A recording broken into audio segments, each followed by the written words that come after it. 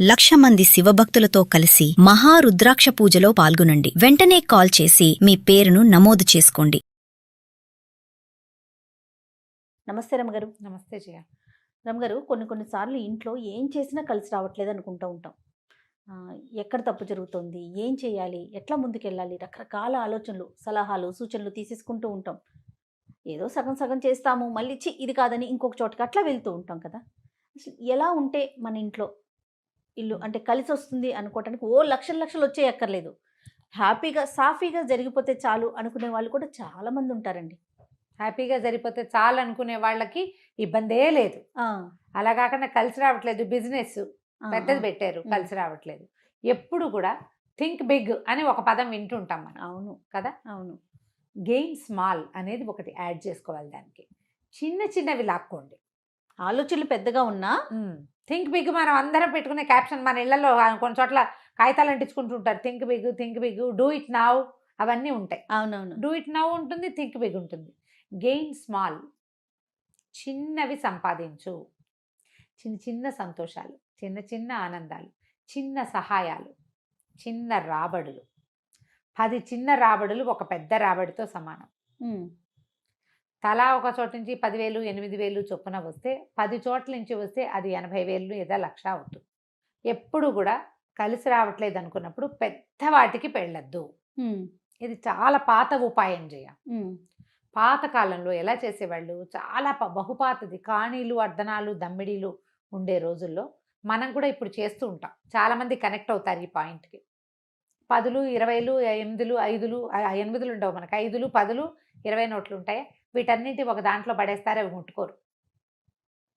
చిల్లర రూపాయి నాణేలు ఒక చోట పడేస్తాం. అవును కదా.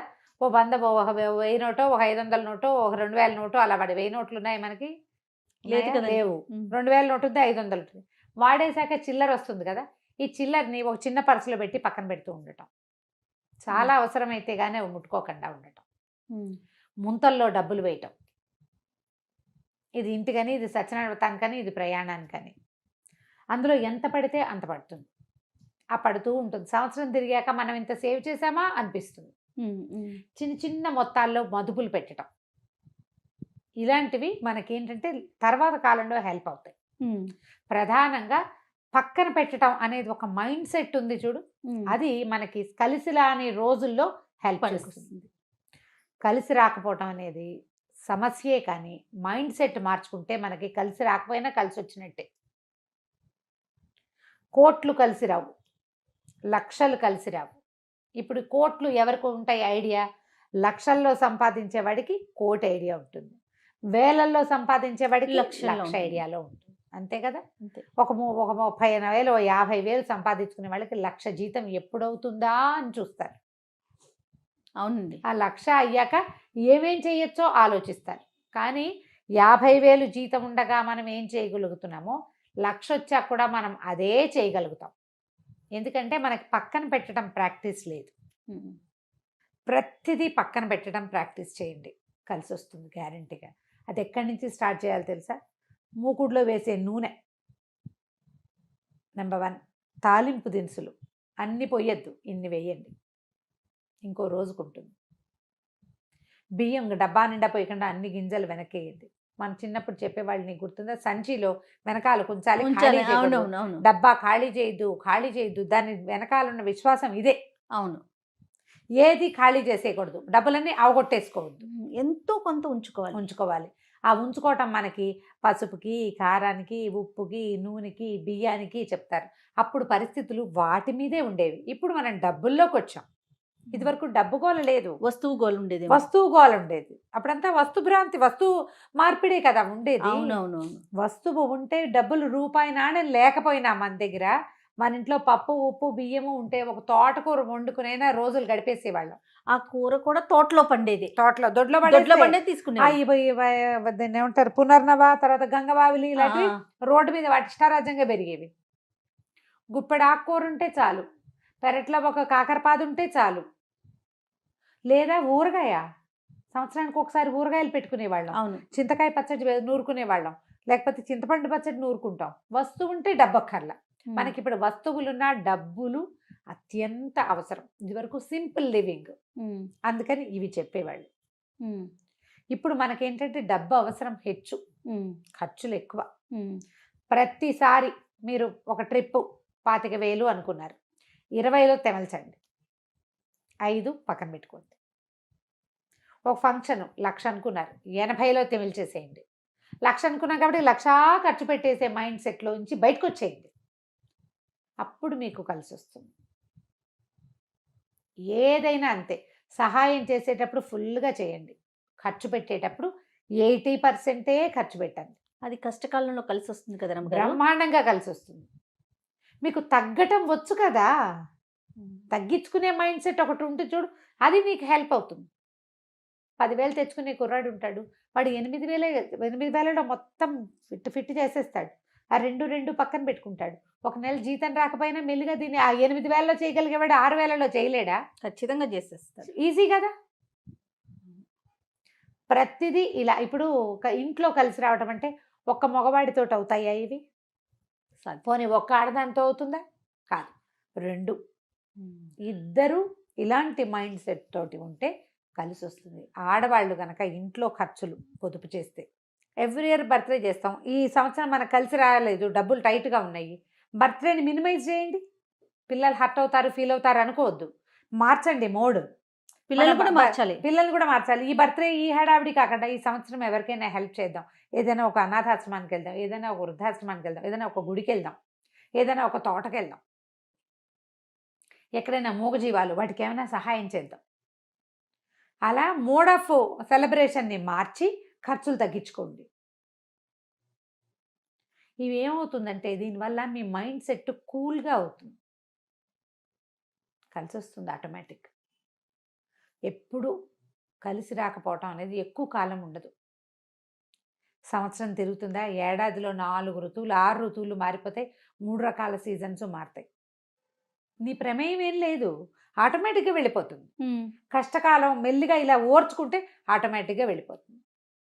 దానికి మన ప్రయత్నం మీరు అన్నట్లు. ఇది మైండ్ సెట్, మన మైండ్ సెట్ మన విధానము 2 మార్చుకుంటే మనం ఈజీగా దాన్ని హ్యాండిల్ చేయగలుగుతాం. నువ్వు ప్రెషర్ ఫీల్ అయ్యి బీపీ తెచ్చుకుని హైరాన్ పడి ఏదైనా అనారోగ్యం తెచ్చుకుని కొత్త ఖర్చులు తీసుకొచ్చి, లేదా మీరిద్దరు కొట్టుకు చచ్చి బయట నుంచి ఎక్కడి నుంచో పెద్ద పెద్ద అప్పులు తెచ్చేసుకుని అదంతా సంసారానికి గుదిబండి అయ్యి ఇప్పుడు ఈ మధ్య జరుగుతున్న సూసైడ్లన్నిటికీ కారణం కలిసి రాలేదనే కదా జయ. భార్యాభర్త సజావుగా బాగున్న రోజుల్లో వెర్రెత్తినట్టు వస్తువులు కొనేసుకోవటము, అమిత ప్రదర్శన చేసేయటము, ప్రతి చోటకి గ్రాండియర్ చూపించటము, డబ్బులు తగ్గిపోగానే ఖర్చులు వచ్చేసేసరికల్లా వెంటనే చేతులు ఎత్తేసేసి ఎక్కడైనా దూకేయటం, మొగుడు పెళ్ళాం పిల్ల జల్లతో కలిసి వెళ్ళిపోవటం, ఆత్మాహుతికి పాల్పడిపోవటము. ఎందుకు చెప్పు, అంత ఎగిరిపోవటం ఎందుకు? ఎంత వచ్చినా సరే మీరు ఎంత నీ దగ్గర ఉన్న డబ్బు కాదు, నువ్వు దీనికి ఎంత బడ్జెట్ పెట్టుకుంటావో అందులోంచి 80% చేసిన వాడు ఎప్పుడు ఓడిపోడు. ఇది పాతకాలపు పద్ధతి జయ. మన శక్తి మొత్తము పిల్లల పెళ్ళిళ్ళకి పెట్టేవాళ్ళు కాదు, పెళ్ళికి ఇంత బడ్జెట్ అని పెట్టుకునేవాళ్ళు. ఇప్పుడు ఆడపిల్ల పెళ్ళి అంటే నాన్నకి తిరుక్షవరం చేసేస్తున్నారు, మగపిల్లల పెళ్ళిళ్ళకి కూడా తిరుక్షవరాలే అవుతున్నాయి. నిజమే రమ్మగారు, ప్రతి ఈవెంట్కి ప్రతిదానికి ఖర్చే, శక్తికి మించి ఎక్కడెక్కడి నుంచో అప్పులు తెచ్చి సడన్ గా ఏదైనా చేంజ్ వస్తే ఇవన్నీ వెనకాల వాళ్ళు ఏం చేస్తారు అని ఆలోచించటల్లా. ఎందుకంటే పిల్లలకి హద్దులు నేర్పట్లా మనం, మనకి హద్దులు ఉంచుకోవటల్లా, అది పెద్ద కష్టం. ఇప్పుడు ఇది హర్టింగ్గా ఉండే విషయమే. అంటే ఏం చెయ్యొద్దా పిల్లలకి, అలా చేయకుండా ఎలా ఉంటావండి, పిల్లలు మనసులు తీర్చ పాయింటే. నువ్వు బతికుండాలి కదా, నువ్వు ఎంత బాగా చేసినా నాన్న అమ్మ బాగున్నారు అనే సంతోషం కంటే బాగా చేశారనే సంతోషం ఎక్కువ కాదు. పిల్లలకి ఆ మైండ్ సెట్ అలవాటు చేయాలి, వాళ్ళకి ఇది పందా, ఈ పద్ధతి ఇంత ఉండాలి అనేది నేర్పించుకోవాలి. మీకు అప్పుడు కలిసి వస్తుంది. దీంతో పాటు మన లివింగ్లో కొన్ని మార్పులు చేసుకోండి తప్పకుండా. ఇవి ఎసెన్షియల్ థింగ్స్: భగవద్ధ్యానం, దేవాలయ దర్శనం, ఇతరులకి సహాయం చేయటం, ఏదైనా తేడా రాగానే దుర్భాషలు ఆడకూడదు. మీరు నోరు వదిలేస్తే రేపొద్దున మీకు సహాయానికి ఎవ్వడు రాడు. ఈ 4 పద్ధతులు కుటుంబానికి అలవాటు ఉండాలి. ఉండి పిల్లలు కూడా అది కనుక నేర్చుకుంటే మీకు కలిసి రాని రోజున ఈ 4 మీకు ప్లస్ అవుతాయి. ఇల్లు శుభ్రంగా ఉంచుకోవటం, ఇంట్లో చెత్తలు నెగిటివ్ ఎనర్జీని చేరనివ్వద్దు, మిమ్మల్ని కాలు పుచ్చుకుని కిందకి లాగేసేవాళ్ళు లేదా డిస్కరేజ్ చేసే వాళ్ళతో ఫ్రెండ్షిప్లు ఉంచుకోకండి. ఎవరైనా మన భుజం తట్టేవాళ్ళు, మన వెనకాల నిలబడి ధైర్యం చెప్పేవాళ్ళు, అలాంటి వాళ్ళని చూడండి. వాళ్ళు మిమ్మల్ని డిస్కరేజ్ చేసి, అంటే వాళ్ళు మిమ్మల్ని విమర్శించినా సరే, మీ మేలు కోరే వాళ్ళు మిమ్మల్ని విమర్శిస్తే విమర్శ వినడం నేర్చుకోండి. అప్పుడు మనకి ప్లస్ అవుతుంది. జీవితంలో ముందుకెళ్ళాలంటే చాలా ప్రధానంగా విమర్శ వినడం నేర్చుకోవాలి. విమర్శ నుంచి పాఠం నేర్చుకోవాలి. ఇది అవసరం. పిల్లలకి విమర్శలు వినడం నేర్పించండి, లేకపోతే చేయలేం. అంతే. ఇప్పుడు ఇవేంటి ఎలా ఉంటాయి, ఒడ్డు మీద కూర్చుని గట్టును కూర్చుని చెప్పే కబుర్లలాగా ఉంటాయి. మనకు అవసరమైన రోజున మనకు అర్థమవుతుంది. ప్రాక్టికల్గా ఎవరికి అవసరమో అప్పుడు ఆ తెలుసు. రోజున తెలుస్తుంది. అయ్యో ఎవడు మంచి సలహా చెప్పేవాడు లేడే, వాళ్ళు ఎవడూ చెప్పలేదే అనిపిస్తుంది. వినే గుణం నీకు ఉండాలి కాదు, అది చెప్తాడు ఎవడో ఒకడు, నువ్వు వినవు కదా. వినే ప్రాక్టీస్ ఏది? వినడానికి ఎంత వినయం కావాలి? అవును, నా వినాలి కదా. నా డబ్బు నాకు ఇంత వినాలి, ఆచరించాలి కూడా. రమ్మగారు కొంతమంది చూడండి వింటారు, ఏం చేయరు. మనం ఏం చెప్పినా కరెక్ట్ కరెక్ట్, అసలు వాళ్ళని చూస్తే మనం ఇమీడియట్ గా ఫాలో అయిపోతారు అనుకుంటాం. ఏం వినరు. ఇక్కడికి ఎక్కదండి, అదే చెవిలోకే, ఒక చెవిలో లోపలికే రెండో వెళ్తుంది చెవిలోకి అంతే. వెళ్ళిపోతుంది. అలా చెయ్యొద్దు. అప్పుడు మీరు ఎప్పుడూ డౌన్ అవ్వరు. ఒకవేళ డౌన్ అయినా చక్కగా లేచి నిలబడతారు, దిగిపోరు. డౌన్ అవటం వేరు, కుంగిపోవటం వేరు. అంతే కదా. కింద అవుతారు కానీ కుంగరు. మనకి కుంగుబాటు వద్దు అసలు. అప్పుడప్పుడు కిందైనా, ప్రతిసారి సైకిల్ చక్రం జీవితం కిందైన భాగం పైకి రావాల్సిందే, గ్యారంటీగా వస్తుంది. నమ్మికతోటి ఉండాలి. ఇప్పుడు నమ్మాలంటే మనకి ఒక ఆసరా కావాలి, దానికి భగవద్ ధ్యానం కావాలి. ఒక ఆసరా కావాలి, ఫ్యామిలీని మనతో ఉంచుకోవాలి. ఒక ఆసరా కావాలి, ఫ్రెండ్స్ని మనతో పాటు ఉంచుకోవాలి. నోరు మంచిదైతే ఊరంతా మంచిదవుతుంది ఖచ్చితంగా. కాబట్టి ఈ పద్ధతుల ప్రకారం చూడండి. మీరు ఒకవేళ డౌన్ అయినా ఏమీ భయపడద్దు. మాకు చాలా కష్టాలు ఉన్నాయని ఎవరికైనా చెప్పుకుని వాళ్ళు పోసేసుకోవటం కాదు. నిజంగా మీకు సలహా చెప్పగలిగే వాళ్ళు ఎవరో, మీకు దగ్గర వాళ్ళు ఎవరో వాళ్ళతో మాట్లాడుకుని సార్ట్ అవుట్ చేసుకోండి. మేము చాలా కష్టాల్లో ఉన్నామని చెప్తారు పాపం కొంతమంది. వాళ్ళ కష్టాలు వింటే ఏం ప్రయోజనం? నీకు సలహా కావాలి కదా, సహాయం కావాలి, సలహా కావాలి. అది సరైన పర్సన్ అయి ఉండాలి. ఆ రెండు చేయగలిగే వాళ్ళు మన కుటుంబ సభ్యులు, మనకు సాన్నిహిత్యం ఉన్నవాళ్ళు, వాళ్ళు చేయగలుగుతారు. కింద అయినప్పుడు కుటుంబాన్ని వదలకండి, వాళ్ళు మీకు ఖచ్చితంగా చేస్తారు. మనం కింద అయినప్పుడు కుటుంబం మనతోనే ఉండాలంటే మనం పైనున్నా కూడా మన కుటుంబాన్ని మర్చిపోకూడదు. ఇది వ్యాలిడ్ పాయింట్ కదా. అది మనం ఫ్యామిలీని మనతో ప్రతిసారి ఇదే చెప్తాం కదా. ఉమ్మడి కుటుంబాలేనే అని నేను అంటలేదు జయ. ఫ్యామిలీని మనతో ఉంచుకోవడం అంటే మనం వాళ్ళని కలిసి ఒకే చూరు కింద ఉండద్దు, ఒకే మనసుతోటి ఉండాలి. శుభకార్యాలు అప్పుడు కలవాలి, ఏదైనా అశుభకార్యం వచ్చినప్పుడు పలకరించుకోవాలి. మంచి చెడు ఏమిటి, నీ సంగతి నువ్వేం చేస్తున్నావు, నీ పిల్లలు ఏం చేస్తున్నారు, ఎక్కడున్నారు, ఏమిటి అనేది కనిపెట్టిన ప్రతిసారి మీ పిల్లలు ఏం చేస్తారంట, ఓ అప్పుడే అంతకొచ్చారా అంటాం. 6 నెలల క్రితం మాట్లాడిన వాడి పిల్లాడు సడన్ గా ఇంటర్మీడియట్ నుంచి ఎంఎస్సీకి వెళ్ళిపోడు కదా, వాడు బీఎస్సీకే వస్తాడు. అంత గుర్తు లేకపోతే ఎట్లా? మర్చిపోకూడదు. ఇలా మెయింటైన్ చేస్తే మనం కింద అయినప్పుడు కుటుంబం మనతో పాటు ఉంటుంది. మనవి చిన్న ఫ్యామిలీస్. జాగ్రత్త పడండి, కిందైనా భయపడకండి.